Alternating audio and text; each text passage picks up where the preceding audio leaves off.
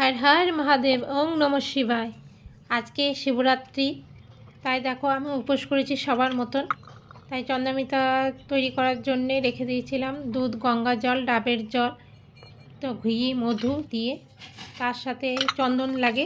বাবাকে স্নান করানোর পর চন্দন দিয়ে মাখাতে হয় চন্দন, তাই শ্বেত চন্দন এবং লাল চন্দন দুটোই আমি পিষে নিয়েছি। এবং বাবাকেও স্নান করানো দরকার ছিল, তাই ভোলে বাবাকেও স্নান করানোর জন্য একটা তামকুণ্ড নিয়ে নিয়েছি। তার সাথে ঘি, মধু দিয়ে বাবাকে স্নান করাচ্ছি। আজকে বাবার দিন, শিব পার্বতীর বিবাহের দিন। তো বাবাকে স্নান করিয়ে, বাবাকে মুছিয়ে, বাবাকে বাবার স্থানে দিলাম। এবার ওই চন্দন, শ্বেত চন্দনের লাল চন্দন ফুলগুলোতে ছিটিয়ে দিয়েছিলাম, কেন দিতে হয় এটা, তবে 12 মাসই দিতে হয়। তাই বাবাকে দেখো শ্বেত চন্দন লাগিয়ে দিয়েছি। এরপর বাবার ধূপকাঠি দিয়া দুটোই জ্বালিয়েছি, প্রদীপ আর কি, দুটোই জ্বালিয়ে দিয়েছিলাম আমি। বাবার মাথায় ওই পঞ্চামৃত যেটা তৈরি করেছিলাম সেটা ধরেছি দুধ, গঙ্গা জল সমেত।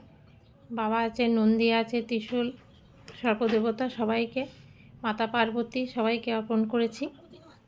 তারপরে আমার কাছে ফুল ছিল, দেখেছো, সেগুলো আস্তে আস্তে প্রত্যেকটা, বেলপাতা তো অবশ্যই লাগে, বেলপাতা দিয়েছি। তোমার নীল অপরাজিতা ছিল, আকন্দ ফুল, এগুলো দিয়েছি, সবই দিয়েছি। আর এই জবা ফুলটা হচ্ছে আমার গাছের, খুব সুন্দর বড় পাড়া তৈরি হয়েছিল, আজকেই ফুটেছে, তাই বাবাকে অর্পণ করলাম আজকে। আর আজকে তো ভোগ বানাইনি তো, তাই আজকে বাবাকে বাইরের মিষ্টি দিয়েই সন্তুষ্ট করলাম। ভোগ আমি কালকে বানাবো, অমাবস্যা লাগার আগে বাবাকে ভোগ দেবো।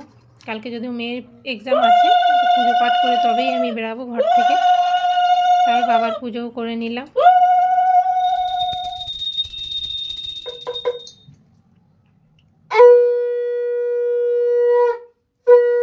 চলো, উলু বাজাতে উলু দিতে পারি না, তাও দিয়েছি। চলো, ওং নমঃ শিবায়।